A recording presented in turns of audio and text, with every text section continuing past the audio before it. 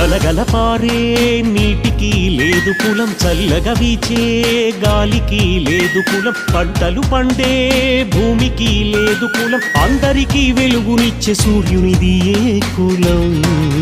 కులము లేని శరీరమును దేవుడు నిర్మించెను, అవయవాల మార్పిడిలో కులము నడుగరెందుకు? ప్రతి మనిషి రక్తమును ఎరుపుగానే చేసెను, రక్తము రోగిలో నింపుట కులము నడుగరెందుకు? దేవుడు చేసిన మానవులు అందరూ ఒక్కటే కదా, మనుషుల చేసిన దేవునికి ఏ కులము లేనేలేదుగా.